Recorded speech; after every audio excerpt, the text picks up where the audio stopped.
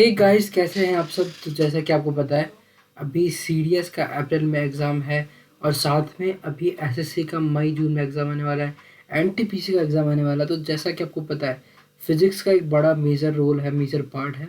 तो मैं कोशिश करता हूँ कि मैं आपको फिज़िक्स इन आने वाले संडे तक ख़त्म करा दूँ। तो जगन्नाथ भगवान की कृपा रही तो मैं आपको पूरी फिज़िक्स कंप्लीट करा दूंगा, वो भी बहुत अच्छे से। तो जय जगन्नाथ सभी को। आज हम फिजिक्स शुरू करने जा रहे हैं। फिजिक्स की स्टार्टिंग के अंदर हम देखते हैं क्या क्या देखेंगे। पहले आप सभी अपनी जगह पर, जहाँ पर भी आप विराजमान हैं, आपके सामने जगन्नाथ की मैंने फोटो लगाई है। आप भगवान पर विश्वास रखिए, सब बढ़िया करेंगे और बेहतरीन होगा। चलिए, तो सबसे पहले हम देखते हैं सिलेबस को। सिलेबस में ये 9 पॉइंट्स से 9 पॉइंट्स के अलावा कहीं बाहर नहीं जाने वाला आपका फिजिक्स का पेपर। तो जैसा कि आपको पता है, मैं हूँ मास्टर्स ऑफ साइंस बॉटनी का, तो मुझे पता है कि क्या चीज़ें पढ़नी चाहिए और क्या नहीं है। साइंस के स्टूडेंट होने के नाते मुझे पता है कि क्या चीज़ इंपॉर्टेंट है, और पीवाई को एनालाइज करने के बाद हमको पता चला और भी क्या क्या इंपॉर्टेंट है। तो देखिए, सबसे पहले आती है आपके सिलेबस में एसआई यूनिट, मोशन, फोर्स। आपके उसके बाद आपका वर्क एंड एनर्जी, है ना। इसके बाद आपके फोर्स, ग्रेविटी क्या है। आपके हम मैग्नेटिज्म वगैरह पढ़ेंगे, वेव पढ़ेंगे, हीट पढ़ेंगे, है ना। हीट एंड लाइट थ्योरीज पढ़ेंगे, ऑप्टिक्स पढ़ेंगे, एंड इन्वेंशन।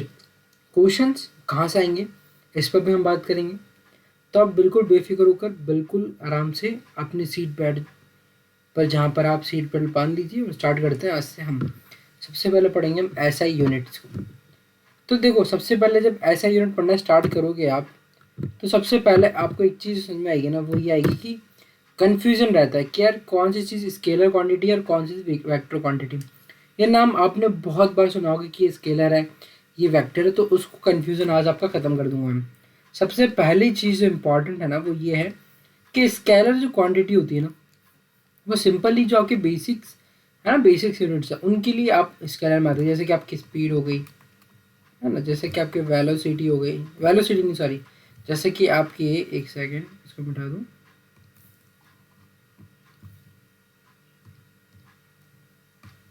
जैसे कि आपकी वेट हो गया, है ना।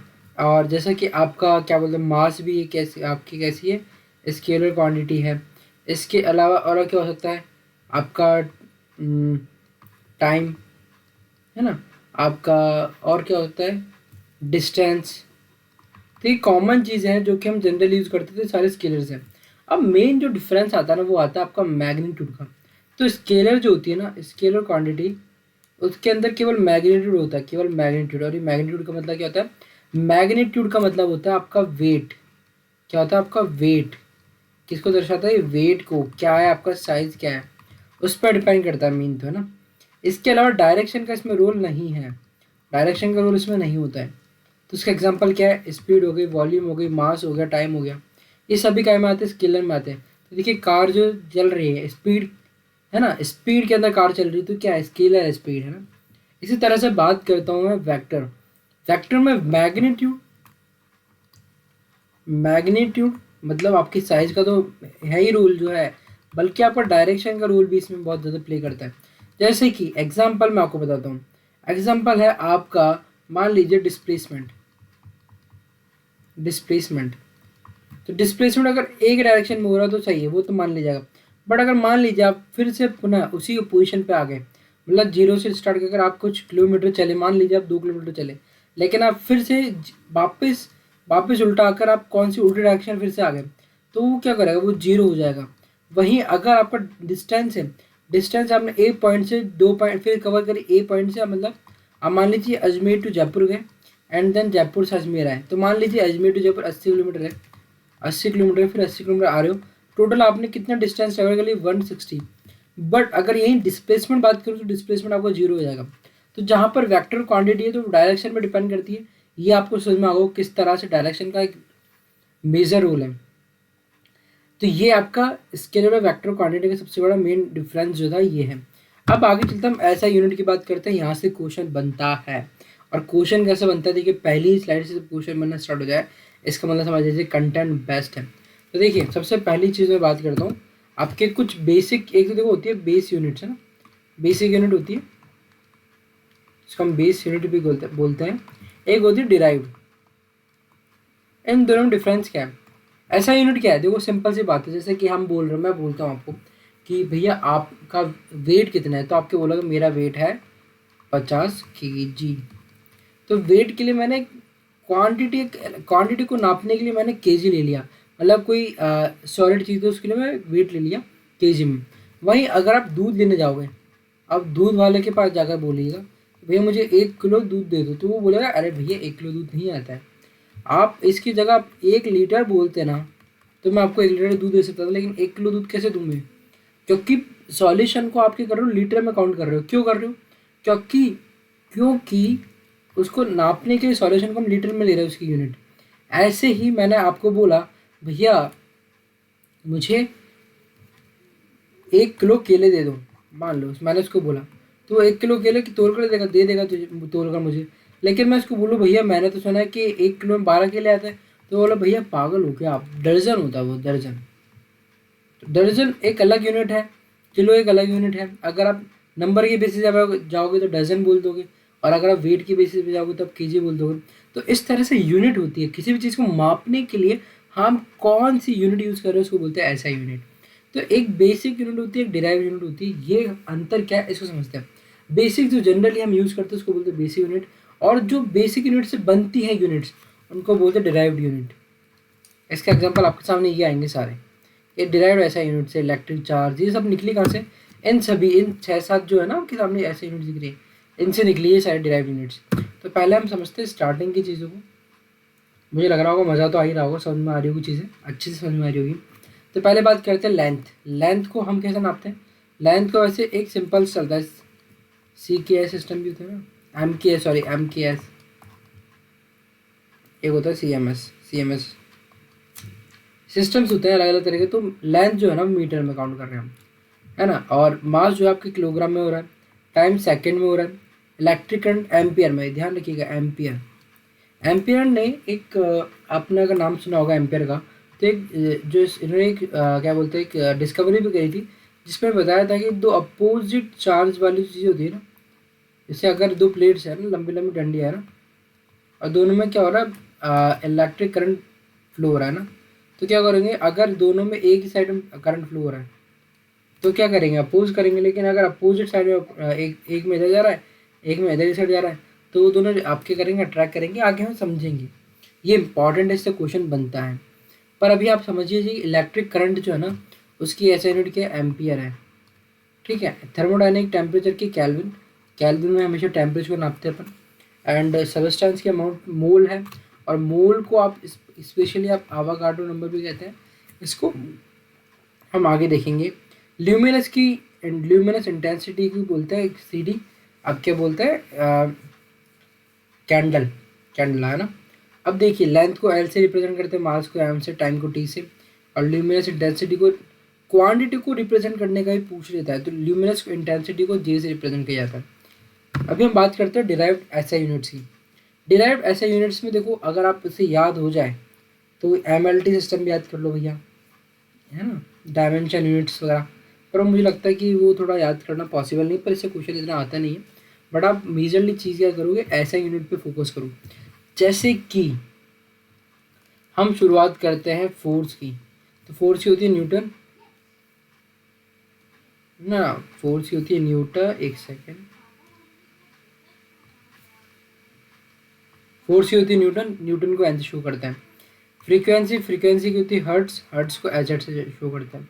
आपको एक बता दो, मैग्नेटिक इलेक्ट्रोमैग्नेटिक वेव्स की जो डिस्कवरी वो हर्ट्स ने करी थी, है ना। और रेडियो वेव्स, ये तो हम पढ़ेंगे वेव्स के बारे में, और मैं जो चीज़ें मुझे याद आती जाती है वो बताते जाऊँगा मैं आपको, है ना। इलेक्ट्रिक चार्ज कॉलम, गुलाम जिसको हम बोल सकते हैं, इसको रिप्रेजेंट करते हैं C से। एंड इलेक्ट्रिक पोटेंशियल की वोल्ट, तो V से रिप्रेजेंट करेंगे। पेन करके दिखता नहीं है तो पता नहीं चलता कहाँ चल रहा है। हाँ अब इधर इंडक्टेंस की होती है हेनरी, तो H रिप्रेजेंट करेंगे। इंडक्टेंस की H, ये याद रखो, क्योंकि देखो सब चीज़ आपको याद रह जाएगी, मुझे पता है। आपको फ्रीक्वेंसी की भी याद रहेगी, H जेड है ना, मान लिया, बट आपको ना इंडक्टेंस की वहाँ याद नहीं आएगी। तो इंडक्टेंस के अंदर आप इसको याद कैसे कर सकते हो, याद करने का कुछ तरीका है। इंडक्ट, अच्छा देखो, इंडक्ट में भी क्या आ रहा है, डक, डक आ रहा है। डक क्या होती है, होती है आपकी क्या, एक बतख, और हैन हैन में आपकी आ रही है मुर्गी। तो आप इस तरह से याद कर लीजिए दोनों में। एंड डक, डक से आपको डक याद आना चाहिए और हैनरी क्या हैन याद आना चाहिए, तो आराम से हो जाएगा। कैपेसिटेंस, कैपेसिटेंस की भी याद नहीं रहती है भैया, मेन प्रॉब्लम थी ये। ठीक है, तो इसको याद कैसे कर सकते हैं अपन? फराड, राड, फेराडे, फेराड होता है ना, फेराड, फेराडे है ना, फेराडे, फेर का कफा, कफा। इसको तो यार मुझे लिटरेचर समझ में नहीं आ रही कि क्या बनाऊँ। कैपी, पैक, फा, या तो ऐसे याद कर सकते हो कि कैप जो है ना, कैप, कैप जो है ना, कैप, कैप होती है टोपी। ये टोपी आपकी बहुत दूर पड़ी हुई है। फार, कैफ, कैपेसिटेंस फैराडे है ना। रेजिस्टेंस की होगी तो जनरल सी याद रहेगी आपको। इलेक्ट्रिक कंडक्टेंस की आपकी क्या आएगी थी? सीमेंस। अब आगे चलते हैं, इसको ऐसे रिप्रेजेंट करते हैं, ये चीज़ हमको ध्यान रखनी चाहिए। तो ये इंपॉर्टेंट है, ये 3 स्लाइड जो मैंने बताया ना, ये बहुत ज़्यादा इंपॉर्टेंट है। इनसे क्वेश्चन इन दोनों साइड से तो पक्के बनने ही बनने हैं, फिजिक्स के क्वेश्चन आते ही आते हैं। डिराइव्ड ऐसे यूनिट की अभी और थोड़ी सी लिस्ट है। ये हमारे हमने टोटल मिलकर मैंने 15 निकाली है। 15 बहुत ज़्यादा इंपॉर्टेंट है। मैग्नेटिक फ्लक्स की वेबनार, ये आपको याद है तो अच्छी बात है, वरना नहीं रहेगी तो याद रख सकते हैं। मैग्नेटिक फ्लक्स की जरूर याद रखिएगा, टेस्ला पूछता है, बहुत ज़्यादा इंपॉर्टेंट है। यहाँ पर हमने, हाँ, वर्क की, वर्क की क्या किया कि वर्क की कहाँ से याद रखोगे? जूल। वर्क की क्या है? जूल, वर्क की जूल। और पावर रेडियंट और फ्लक्स की वॉट। वही मैंने वॉट किसके बोलते हैं अपने, वोल्ट किसकी याद करी थी अपने? याद करी थी पोटेंशियल डिफरेंस की, याद हो पीछे? पोटेंशियल की याद करी थी ना, इलेक्ट्रिक पोटेंशियल की। एंगल की रेडियन, एंड रेडियो एक्टिविटी की बैक्यूरल, ये इंपॉर्टेंट है। बैक्यूरल, बी क्यू, बहुत ज़्यादा इंपॉर्टेंट पूछता है, हमेशा पूछता है, क्योंकि याद नहीं रहता। तो जनरली जैसे क्या होता है आपकी कंपटीशन में, एक ऐसा गेम है जिसमें एग्जामिनर आपको अगर मान लीजिए, ये मान लीजिए 30-70 का रेशियो लेकर चलता है, 30 और 70 का। 30 क्वेश्चन ऐसे देगा जो कि जनरली लोग पढ़ते हैं लेकिन उनको याद नहीं रहेगी चीज़ें। 70 वो होते हैं जो जनरली हमको याद रह जाती है। तो 70 तो सब सब 70 में आ रहा है। अगर आपको उस लाइन को क्लियर करके आप कट ऑफ निकालेंगे तो इस 30 वाले में भी आपको घुसना पड़ेगा, और उस घुसने के लिए आपको ऐसी चीज़ें याद रखनी पड़ती है। Radioactive, becquerel, luminous flux, lumen है, और ल्यूमिनक इंटेंसिटी की कौन सी थी? ल्यूमिनस इंटेंसिटी की याद आ रहा है आपको? ये रही कैंडिला। अब बात करते हैं इंपॉर्टेंट डिराइव क्वांटिटीज़ की। देखो कुछ जो चीज़ थी जिसको मैंने आपको मेंशन करके बता दी, बट मैंने कुछ इसलिए यहाँ पर मेंशन करी क्योंकि ये याद होना भी बहुत इंपॉर्टेंट है। इससे क्वेश्चन बनते ही बनते हैं, क्योंकि ये जितने भी आपको 4 पॉइंट दिख रहे हैं ना, 4 पॉइंट से कहीं ना कहीं पूछे गए हुए हैं। तो ये मैं आपको बहुत ज़्यादा इंपॉर्टेंट चीज़ पढ़ा रहा हूँ। Power of lens, power of lens क्या होती है? डायोप्टर। जो लेंस होता है ना आपका, लेंस कौन सा होता है आपको देखो, क्वेश्चन बनता है जैसे एक ही लेंस होता है इस तरह का, एक होता है इस तरह का, है ना। तो इन आई में कौन सा लेंस पाया जाता है आपको पता है? मुझे को बताएगा कमेंट सेक्शन में, बताइएगा मुझे पक्के तरह से कि आई में कौन सा लेंस यूज होता है। और एक बात मुझे बताओ, अगर किसी को आता हो मायोपिया में कौन सा लेंस यूज होता है, और हाइपर मायोपिया में कौन सा लेंस यूज होता है। इसके अलावा एक ऐसी कंडीशन भी होती है जिसमें आपको मायोपिया भी और हाइपर मायोपिया भी है, जो कि आपको बड़ी एज में होता है, ज़्यादा एज में होता है। ये तीनों चीज़ें आपको कमेंट सेक्शन में बतानी है, और जिसका कमेंट सही हो उसको मैं लाइक जरूर करूँगा। अभी बात करते हैं फ्रीक्वेंसी ऑफ अर्थक्वेक। तो अर्थक्वेक की फ्रीक्वेंसी आपकी होती है रेक्टर स्केल से। अब एक चीज़ बताता हूँ आपको, जब हम अर्थक्वेक पढ़ते हो ना, अर्थक्वेक में एक चीज़ आपको ध्यान में देखी होगी कि 2 तरह की क्या होती है वेव्स होती है, पी वेव और एस वेव्स। पी होती है प्राइमरी वेव्स और एस होती है सेकेंड वेव्स। प्राइमरी वेव्स कहाँ ट्रेवल करती है? सॉलिड, लिक्विड एंड गैस तीनों में ट्रेवल करती है, लेकिन सॉलिड में ज़्यादा अच्छे से ट्रेवल करती है। पर जो सेकेंडरी वेव्स है ना, वो आपकी केवल और केवल सॉलिड में ट्रैवल करती है। तीसरी बात जो इंपॉर्टेंट है, वो आपकी जो अर्थ सरफेस तक पहुंचेगी वो कौन सी होगी? पहले सबसे पहले वो पहुंचती है प्राइमरी वेव्स, पी वेव्स। ठीक है, तो अर्थक्वेक और जो सेंटर होता है जहाँ पर एपी सेंटर्स को अपन कहते हैं ना, जहाँ पर आपका अर्थक्वेक कहते हैं।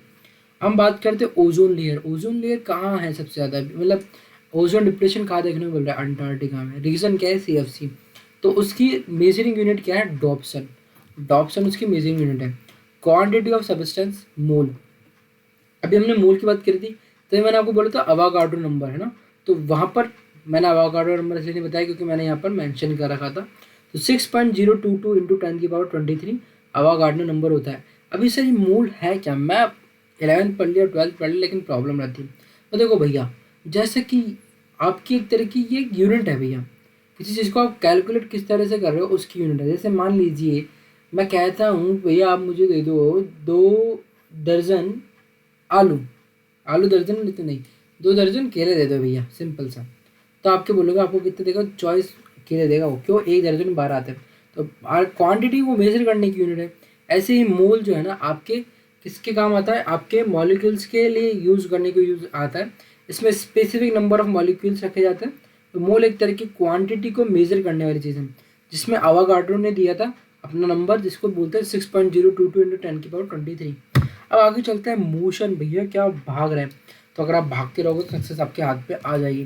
देखो, हार मिलती है उससे निराश मत होना, और मैं भी हार रहा हूँ क्योंकि आप देखो, होता ही है कि मैं आपको यूट्यूब पे पढ़ा रहा हूँ, तो डेफिनेटली मेरे व्यूज़ नहीं आते, तो घर वाले भी कहते हैं कि स्पेशली कुछ लोग भी होते हैं जो कहते हैं कि आप पढ़ा रहे हो लेकिन आपका कोई देख नहीं रहा ना। सो मैं इसके बारे में चिंता नहीं करता, मैं खुद को भी एक तरह से मुझे मज़ा आता है तो मैं पढ़ा रहा हूँ। तो मोशन की हम बात करते हैं, तो अगर आप चल रहे हो लगातार तो वो क्या है? मोशन है। सबसे पहली चीज़ मुझे एक बात बताओ, आप पैन मैंने सेलेक्ट कर लिया क्या? मैं कुछ मज़ेदार चीज़ पूछता हूँ आपसे। मान लीजिए ट्रेन के डिब्बे हैं, ठीक है, ट्रेन के डिब्बे हैं। आपने देखा कुछ बंदा बाहर ट्रेन से उतरता है, और ट्रेन से उतर कर वो क्या करता है? ट्रेन की दिशा में भागना। अगर वो उतरता भी है ना आधे रास्ते में ट्रेन चलती ट्रेन से, तो ये करेगा, वो इस तरफ भागेगा पहले ना, थोड़ा भागते भागते उतरेगा। रीज़न क्या है? रीज़न क्या है? आपका न्यूटन का मोशन उसके पीछे लग रहा है, न्यूटन के फोर्स के आपके लॉज लग रहा है, तो उसी को हम पढ़ने वाले मोशन में।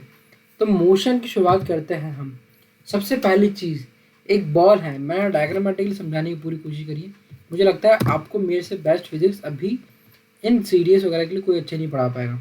रीज़न क्या है? मैं आपको पूरा डायग्रामेटिकली समझाने की कोशिश करूँगा। तो देखो, एक बॉल है, एक बॉल जिसका कुछ मास है, वो एक प्लेस से A place to B place जा रही है, तो उसने क्या करा? मोशन शो करा। तो मोशन क्या है? Mass with respect to distance, displacement, time, speed और वेलोसिटी। तो ये क्या मोशन क्या है? आपका एक तरह का कंपैरिजन है। एक बॉडी का, एक बॉडी है, उसका मास है, फिर उसको हम कंपेयर कैसे करें? उसने कितनी डिस्टेंस ट्रेवल करी, कितना डिस्प्लेसमेंट हुआ, कितना टाइम लगा, कितनी स्पीड हुई, कितनी वेलोसिटी लगी। तो वो सब चीज़ें किस में काउंट हो रही है? मोशन में। तो मोशन क्या है? जब कोई चीज़ चल रही है तो उसे बोलते हैं मोशन। कुछ काम हो रहा है तो उसे बोलते हैं मोशन, ठीक है। अब क्या होता है, कुछ पार्टिकल्स अगर रेस्ट में, तो रेस्ट, जैसे मैं हूँ, आपको बताता हूँ। तो इस चीज़ को मैं आपको ना जो मोशन पढ़ाऊँगा ना, डेफिनेटली लाइफ के कुछ कॉन्सेप्ट जो मैंने खुद ने भी अपनी लाइफ में उतारा है, वो भी मैं आपको भी दूंगा, है ना।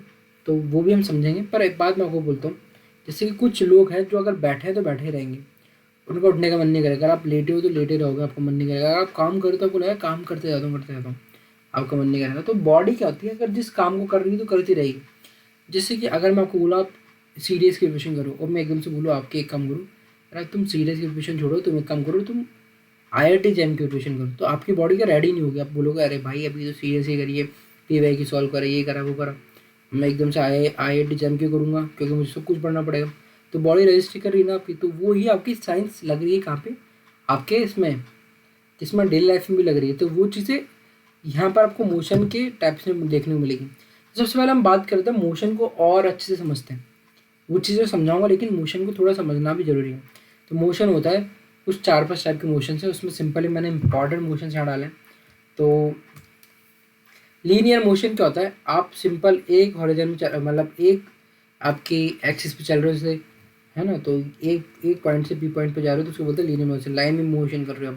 प्रोजेक्टाइल मोशन आपके कौन कराता है? आपके नीरज चोपड़ा जी।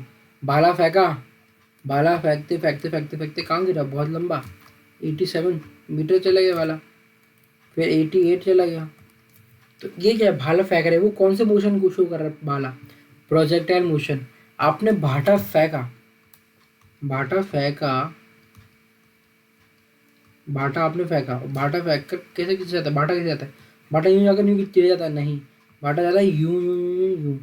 तो भाटा एक मोशन फॉलो करता है। और आपको पता है सबसे अच्छा प्रोजेक्टाइल मोशन कब शो होता है, आपके 45 डिग्री के एंगल पे, 45 से ना ज़्यादा ना कम। आपकी अगर बॉडी 45 का एंगल बनाकर, तो आपका जो भाला है, आपका भाटा है, वो सबसे ज़्यादा दूर जाएगा। क्यों जाएगा, क्योंकि है ना, देखो अब एक चीज़ जो पता है क्या है, इसकी है ना डिस्टेंस कम कैसे होती जाती है, क्योंकि ग्रेविटी भी अपनी तरफ इस भाटे को खींच रही होती है। धीरे धीरे देखो, पहले तो स्पीड होती है तो ये बढ़ते जाता है, लेकिन एक मूवमेंट के बाद में फिर इसके वो नीचे गिरता जाता है ना, जैसे नीचे आता जा रहा है, नीचे रीजन आने के ग्रेविटी है। थर्ड आता है सर्कुलर मोशन। सर्कुलर मोशन कैसे, सर आपने कभी उससे बैठे हो, किस पे, वो जो होता है ना कुत्ते बिल्ली बने हुए होते हैं ना, वो गाड़ी होती है ना ऐसे, एक गोल सी रिंग होती है ना, उस पर शेर ऐसे ऐसे कर लटके हुए रहते हैं, फिर बच्चे खेलते हैं ना, वो क्या है, वो ऐसा घूम रहा है ना, यूं यूं घूमता रहता है, तो वो क्या है, सर्कुलर मोशन। एक बंदा है, अभी आपकी मकर संक्रांति गई है, तो उसके बाद धागा पड़ा हुआ था चरखी में, तो उसने सिर्फ भाटा बांधा धागे में, एंड उसको घुमा रहा है, तो वो क्या कर रहा है, सर्कुलर मोशन शो कर रहा है। सर्कुलर मोशन में खासियत पता है क्या है, यहाँ पर आप दो फोर्स पढ़ोगे, सेंट्रीफ्यूगल और सेंट्रीपिटल, उन दोनों फोर्स का बहुत मेजर रोल है मोशन में। अब आते हैं simple harmonic motion. Simple harmonic motion पढ़ते हो आप पेंडुलम में। सिंपल हार्मोनिक मोशन का पढ़ते हो पेंडुलम में।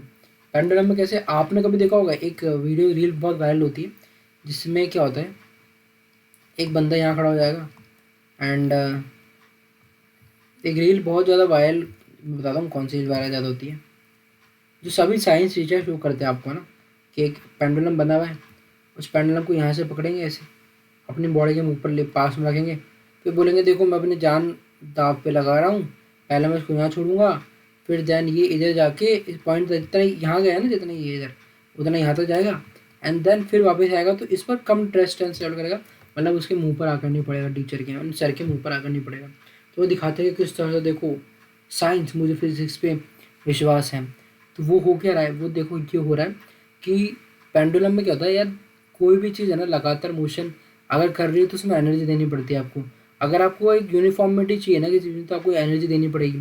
तो अगर आप कोई एक चीज़ को किसी हल्के से प्रेशर से लगा रहे हो, धीरे धीरे प्रेशर कम, आपका जो फोर्स है ना धीरे धीरे कम होकर रुक जाएगा। तो हर चीज़ का एक यूनिफॉर्मिटी लाने के लिए आपको एक्सटर्नल फोर्स तो लगाना ही पड़ता है। ठीक है, अब आता है ऑसिलेटरी, जिसको हम बोलते हैं रिपीटेशन होता है ऑसिलेटरी में। कुछ नहीं, ये तो सिंपल है। अब आगे चलते हैं हम वेट वर्सेस मास, ये समझते हैं। अब मैं आपको बोलूँ कि आपका वेट अर्थ पे 70 किलो है, तो मास आपका कितना होगा, मास होता है आपका 1/6 आई थिंक, है ना, एम आई राइट, मैं अगर सही हूँ तो मुझे लगता है 1/6 या 1/9 होता है, कुछ मुझे ध्यान नहीं आ रही चीज़, कन्फ्यूज हो रहा हूँ थोड़ा। हाँ, तो पर आपको देखो वेट जो होता है ना, वेट डिपेंड करता है ग्रेविटी पे, बट मास जो होता है ना इंडिपेंडेंट होता है आपके फोर्सेस से, कोई फोर्सेस पे नहीं लगता। ये दोनों ही स्केलर क्वांटिटी, पहली चीज़ तो ये ध्यान रखना। कहीं आप सोचोगे मास क्या है, वेक्टर नहीं है, स्केलर क्वांटिटी है। वेट जीरो हो सकता है लेकिन मास कभी जीरो नहीं होता है, ये ध्यान रखना। और आपको पता है वेट आपका चेंज हो जाएगा, आपका अर्थ पे वेट अलग होगा और मून पे वेट अलग होगा, पर मास जो है ना वो दोनों को सेम होगा, क्योंकि इस पर फोर्स का असर नहीं पड़ता है। अब बात करते हैं डिस्टेंस और वर्सेस डिस्प्लेसमेंट की भी। ये चीज़ें मैं क्यों बता रहा हूँ सर, क्योंकि छोटी छोटी चीज़ें कहीं ना कहीं आपको फ़र्क पड़ाएगा, आपको जो है ना कॉन्सेप्ट क्लियरिटी से फ़र्क पड़ेगा सर। डिस्टेंस जो होता है ना, क्योंकि आप अगर एक लार्ज मतलब कंटेंट होता है, एक तो आप है ना इस टॉप पे पहुंचना चाहते हो, उस टॉप पे क्या, यहाँ से जैसे सीढ़ियाँ हैं, तो सीढ़ी की जगह अगर आप यहाँ से, एक बंदा है जो यहाँ से आया, एक बंदा एक यहाँ से आया और एक बंदा ने क्या करा, वो बंदा सीधे 2 सीढ़ी जंप करके इधर फिर इधर और पहुँच तो जाएगा ऊपर, पर डेफिनेटली बात है कि उसकी कहीं ना कहीं लगेगी बीच में। पर अगर आप सिस्टमेटिक जा रहे हो तो आप डेफिनेटली सही सलामत पहुँचोगे ऊपर। डिस्टेंस जो है वो स्केलर क्वांटिटी है और डिस्प्लेसमेंट वेक्टर क्वांटिटी है। डिस्टेंस हमेशा पॉजिटिव होती है, डिस्प्लेसमेंट नेगेटिव और पॉजिटिव और जीरो भी हो सकती है। क्यों हो सकती है, क्योंकि सर डायरेक्शन पर डिपेंड करती है। अभी आपको बताया ना कि जयपुर और अजमेर है, ये दोनों के बीच में डिस्टेंस 80 किलोमीटर है। तो अगर मैं डिस्टेंस की बात करूँ तो एक बंदा है सुबह वाले ट्रेन से गया एंड देन शाम को वापस आ गया, शाम को भूला घर आ जाता, नहीं सुबह का भूला शाम को घर आ जाते, उसको भूला नहीं कहते हैं, वो वाली बात है। तो तो सुबह में जाकर बंदा अगर शाम को वापस घर आ जाए तो उसका कोई आपका डिस्प्लेसमेंट जीरो होता है। क्यों होता है सर, क्योंकि उसका 80 जाना और 80 आना से फ़र्क नहीं पड़ेगा, वो उसी फाइनल पोजीशन पे आ गए जहाँ पर पहले वो गया था, इनिशियल पोजीशन, और फाइनल पोजीशन सेम है भाई की, डिस्प्लेसमेंट तो हुआ ही नहीं, जीरो है भाई का। नेगेटिव भी हो सकता है क्या सर? हो सकता है। ओके, डिस्टेंस पॉजिटिव होगा हमेशा, कंप्लीट डिस्टेंस कुछ बोलता है। अब देखो एक क्वेश्चन आता है डिस्प्लेसमेंट से, जो कि मैं डेफिनेटली आपको ना कोई बहुत कम टीचर से बता दूंगे, एंड सीडीएस वगैरह में पूछता है। तो वो क्वेश्चन क्या होता है, ये देखो ऐसे कि मान लीजिए एक 20 मीटर का 200 मीटर का एक ग्राउंड है ना, ठीक है। और एक बंदा है जिसका नाम राम है। राम बंदा जो है, राम जी हैं वो, आप बंदा नहीं कह सकते, सॉरी, भगवान का नाम आने के बाद बंदा नहीं कहना, माफ़ करना प्रभु जी। तो राम जी जो हैं वो 200 मीटर जो है ट्रैक, वो 10 आपके आपके 200 मीटर ट्रैक कितने सेकंड में कर लेते हो कंप्लीट? आपके मान लीजिए 40 सेकंड में कंप्लीट कर लेते हैं। 40 सेकंड में कंप्लीट कर लेते हैं। 40 सेकंड में ट्रैक कंप्लीट कर लेते हैं, ठीक है। अब आप मुझे ये बताइए कि वो 2 मिनट 20 सेकंड में 2 मिनट 20 सेकंड में वो कितना आपका डिस्प्लेसमेंट और डिस्टेंस होगा उनका। तो आप क्या बोलोगे? देखो सर 40 सेकंड में कंप्लीट कर देते हैं, 2 मिनट 20 सेकंड में कितने होते हैं? टोटल 140 सेकंड होंगे। दैट मीन अगर मैं 40 को डिवाइड करूँगा 3 बार तो जा रहा है, 3 बार तो चक्कर लगा लिया होगा उसने, तो उन्होंने 600 तो लगा लिए होंगे। एंड देन आपके 20 सेकंड और चलेंगे तो आपके 100 मीटर और जाएंगे, तो 700 मीटर तो डिस्टेंस होगा, 700 मीटर तो डिस्टेंस होगा। और डिस्प्लेसमेंट कितना होगा? तो अगर वो यहाँ से भागना स्टार्ट करते हैं तो वो पहुँचे यहाँ पर 100 मीटर ही पहुँचोगे, है ना। चौथा राउंड चालू है इनका, चौथे राउंड में वो यहीं से पहुँचोगे। तो देखो डिस्प्लेसमेंट जो होगा ना, डिस्प्लेसमेंट कितना होगा? तो डिस्प्लेसमेंट होगा सर आपका ये सबसे शॉर्टेज डिस्टेंस को होता है, शॉर्टेज डिस्टेंस काउंट होगी। तो ये कितनी हो जाएगी आपकी?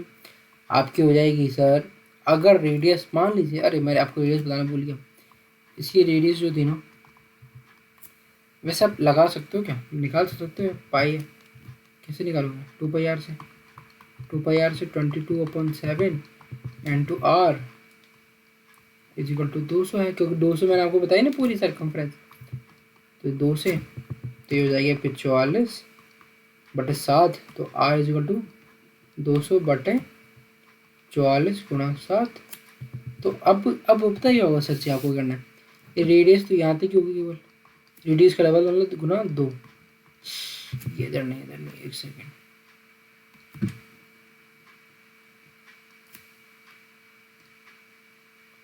यहाँ पर आप क्या करोगे? गुना 2 कर दोगे, तो उससे कर जाएगा 22 11 100 700/11, ठीक है। तो इस तरह से आपकी निकल जाएगी, क्या इस तरह से निकल जाएगी आपकी, इसका आंसर हो जाएगा 60 600 66 8 दिन 40, ये हो जाएगा ना, ठीक है। तो ये आपकी टोटल डिस्प्लेसमेंट होगी, मतलब टोटल डबल हो जाएगी ना, डबल कर दी मैंने, ठीक है। अब हम आगे चलते हैं, स्पीड वर्सेस वेलोसिटी। स्पीड होती है स्केलर, वेलोसिटी होती है वेक्टर, इसका भी कोई ना कोई डायरेक्शन होती है वेक्टर में, आपको पता है मैग्नीट्यूड और डायरेक्शन पर डिपेंड करती है। दोनों की जो ऐसा यूनिट है वो मीटर पर सेकेंड होती है। एंड स्पीड जो होती है डिस्टेंस अपॉन टाइम होती है, वेलोसिटी होती है डिस्प्लेसमेंट अपॉन टाइम। डिस्प्लेसमेंट क्या है? डिस्प्लेसमेंट आपकी v1 फाइनल और इनिशियल फाइनल अपॉन टाइम वाली बात है, इनटू टाइम कर दो तो आपका आ जाएगा डिस्प्लेसमेंट। और आपकी डिस्प्लेसमेंट क्या होता है? डिस्टेंस से बनती है। अब हम बात करते हैं एक्सीलरेशन फार्मूला की। एक्सीलरेशन क्या है सर? एक्सीलरेशन कुछ नहीं है सर, एक्सीलरेशन भी आपका मोशन का इम्पोर्टेंट पार्ट है, और एक्सीलरेशन जिसमें हम V final V initial upon time करते हो, तो कितना वेलोसिटी डिफरेंस आया वो आपका एक्सीलरेशन आता है। आगे चलते हैं इक्वेशन ऑफ मोशन, ये बहुत ज़्यादा इंपॉर्टेंट, इससे आपके क्या आते हैं, क्या पूछते हैं सर? इससे ही आपके डेरिवेशंस तो नहीं करनी होती है, लेकिन आपको न्यूमेरिकल सॉल्व करने होते हैं। तो v जो है, v आपका यहाँ पे जैसे u पहला आता है, v पहला आता है, तो बोलोगे X P R S T U V, तो u पहले हमेशा आएगा, तो आपका क्या होगा? ये इनिशियल वेलोसिटी, एंड v हमेशा फाइनल वेलोसिटी, एंड a जो है आपका एक्सीलरेशन को शो कर रहा है, t टाइम को, s डिस्प्लेसमेंट को, ठीक है। तो अब पूरा मैंने आपको बता दिया, तो अब हमको बस याद करने की v is equal to you plus E T क्या होता है। आपके एक सिंपल इक्वेशन है, जब आपको इनिशियल और फाइनल वेलोसिटी दे रखा हो और आपको एक्सीलरेशन या टाइम दे रखा हो, तो इनमें से कुछ चीज़ें निकालनी होगी। अगर हाँ, एक कंडीशन कुछ होती है, जैसे अगर फ्री ग्रेविटी मतलब वाली होती है ना, तो जब आपका इंसान फ्री फॉलिंग हो रही है ना, या ग्रेविटी का काम हो रहा है, तो आपकी जो यू आएगी ना, यू इनिशियल वेलोसिटी, वो जीरो हो जाएगी। या फिर एक कोई काम स्टार्टिंग से स्टार्ट हो रहा है बिल्कुल शुरू से, तो आपके जीरो लोगे आप। तो इस दो कंडीशन में यू जीरो लेना, बाकी आपका सिंपल चलता रहेगा। तो v is equal to you plus a t, और v square is equal to u square plus two a, वो v square is equal to u square plus a s is equal to u t plus half a t square, and then इसको आप u plus v upon t into t लिख सकते हैं। ठीक है, इस तरह से ये आपका काम हो गया। अब आपको आता है न्यूटन लॉज ऑफ मोशन, ये इंपॉर्टेंट है, ये पक्का।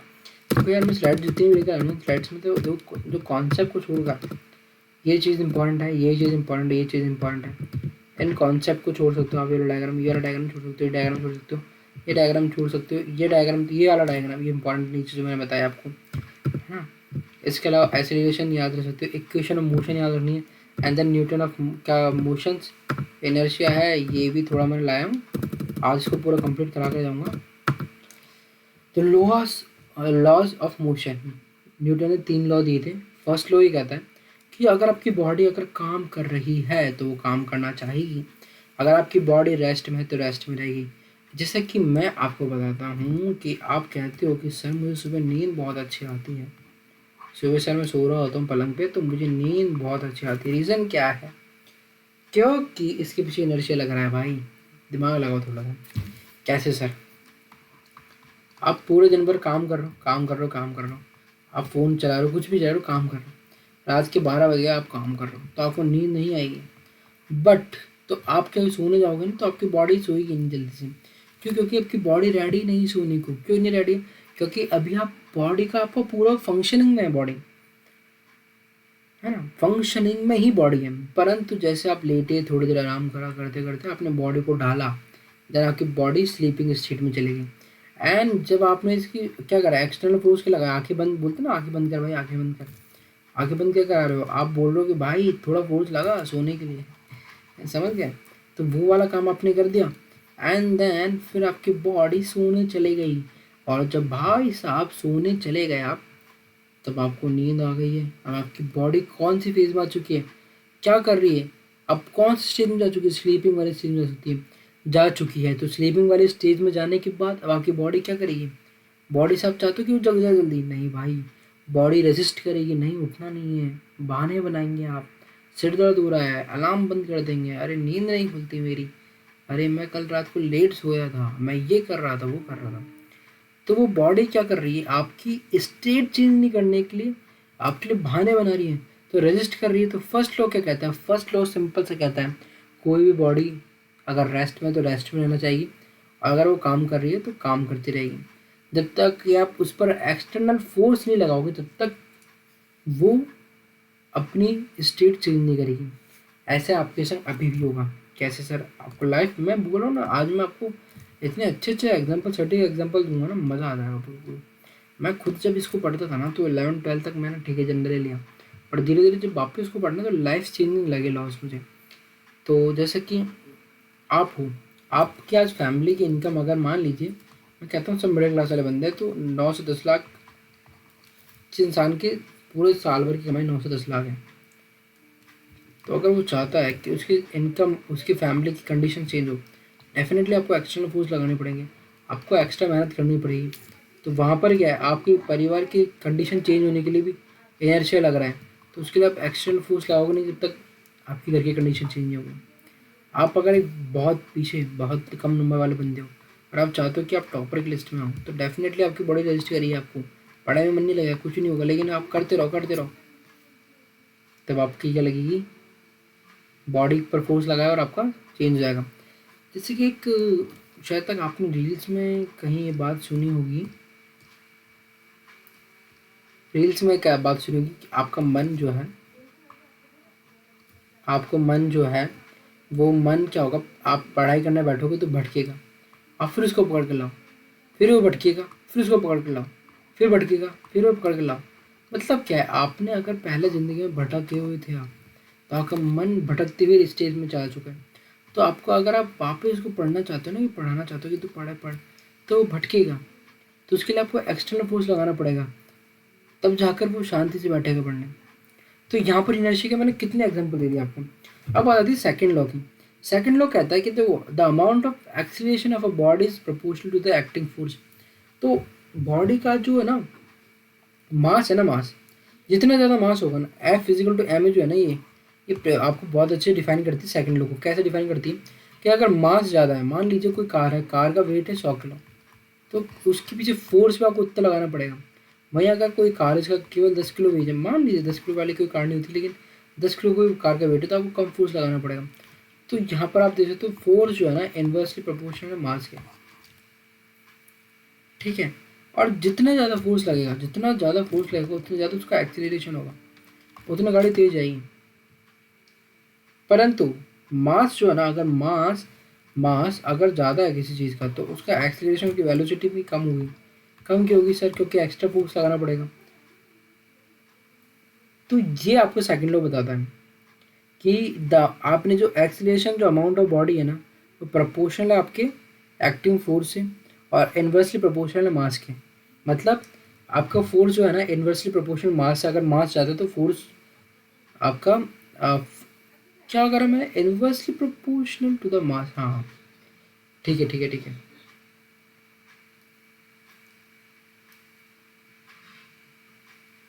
हाँ, मास बढ़ेगा तो फोर्स ज़्यादा लगना चाहिए ना, एंड एक्सीलरेशन इज प्रोपोर्शनल है। ठीक है।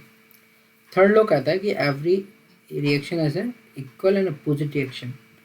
तो आपका इसके अंदर रीज़न देखिए कैसे बना सकते हैं। एक दीवार पे आपने बॉल मारी, बॉल मारोगे वापस आएगी टकराने। ठीक है, आपके पड़ोस में आपने कचरा फेंका, पड़ोस वाले वापस आपके घर में कचरा फेंकेंगे। Equal and opposite reaction.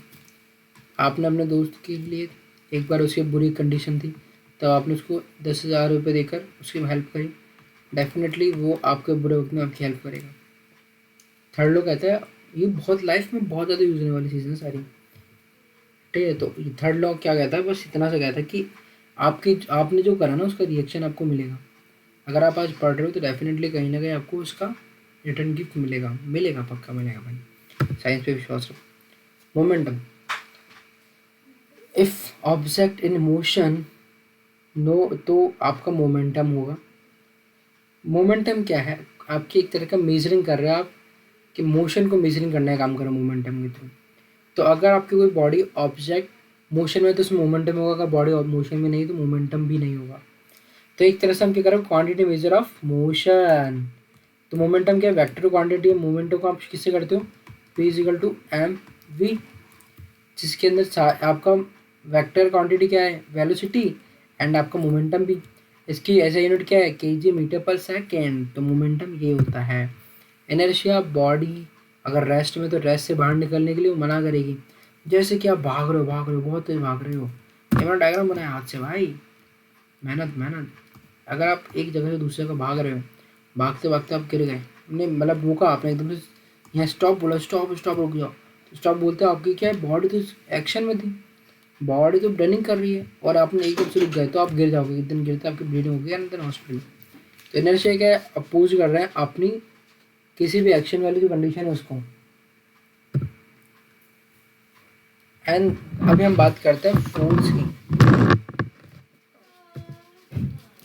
Force ये कहता है कि आप जैसे इसका जो न्यूटन का जो वो है ना, F is equal to M A, तो यहाँ पर नेट फोर्स जीरो कैसे हो रहा है?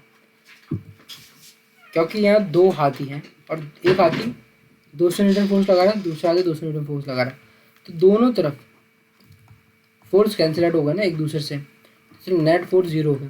तो फोर्स क्या है? एक प्रेशर है। आप कोई भी चीज़ को आगे खिसकाना चाहते हो तो आप पीछे से फोर्स लगाओगे।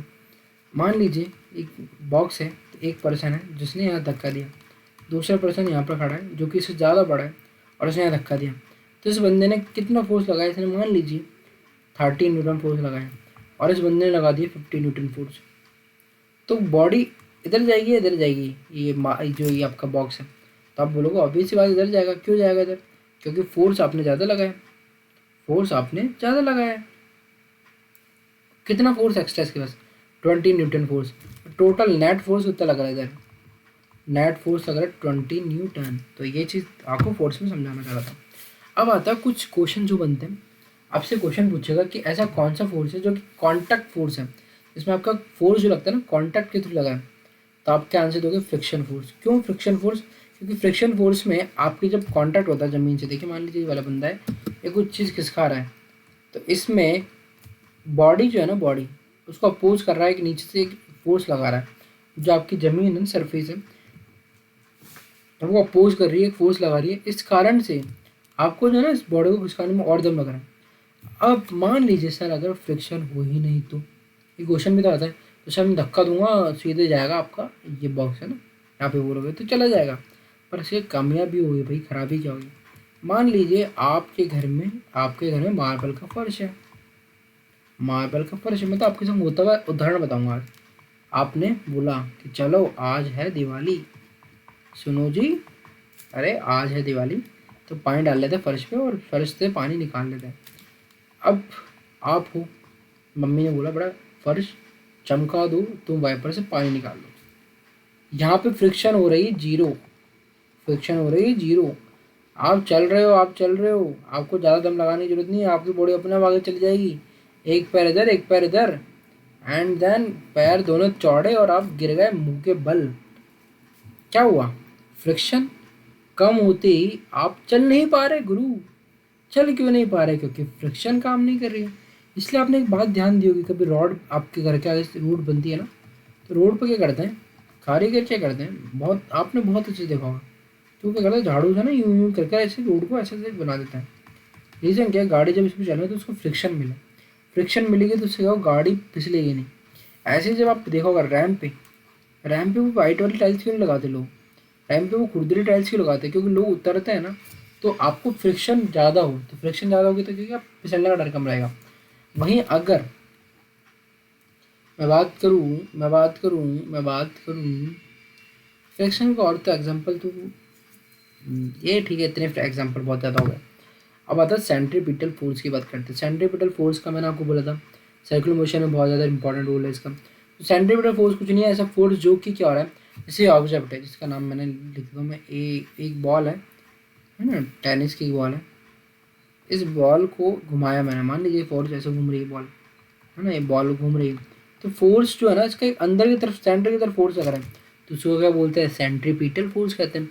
सर्कुलर मोशन में आपके सेंटर की तरफ जो फोर्स लग रहा है ना, उसको मेंटेन कर रहा है, हेल्प कर रहा है घूमने में। इसका ही अपोजिट फोर्स है आपका सेंट्रीफ्यूगल फोर्स, जहाँ पर आपको सेंट्रीपिटल फोर्स तो लग ही रहा है, जहाँ गुरुदेव आपको सेंट्रीपिटल फोर्स तो लग ही रहा है, परंतु उसको अपोज करने के लिए आपका एक सेंट्रीफ्यूगल फोर्स भी लग रहा है। मतलब जैसे कि ये बंदा है, ये बंदा अब जो इस बॉल को घुमा कर फेंकेगा, तो क्या हो रहा है, बॉल ऐसी है, बॉल ऐसे घुमाएगा पहले यूं यूं करते, तो बॉल जो है ना, बॉल पहले अंदर की तरफ फोर्स लगाएगी, प्लस ये बंदा ना, ये बंदे की जो रस्सी है ना, वो तो अंदर की तरफ खींचना चाह रही है इसको, एक फोर्स बाहर की तरफ भी लग रहा है, तो वो क्या हो रहा है, बॉल जो है ना, बॉल वो यहाँ पे मेंटेन होकर ऐसे इसी पाथ में घूमेगी पूरी, इसी पाथ में घूमेगी। जैसे इसने हल्का सा हाथ ढीला छोड़ा, ये बॉल घूमकर कहीं माथे वाथे पड़ जाएगा। सेंट्रीफ्यूगल फोर्स क्या, आपकी सेंट्रीपिटल फोर्स का अपोजिट है।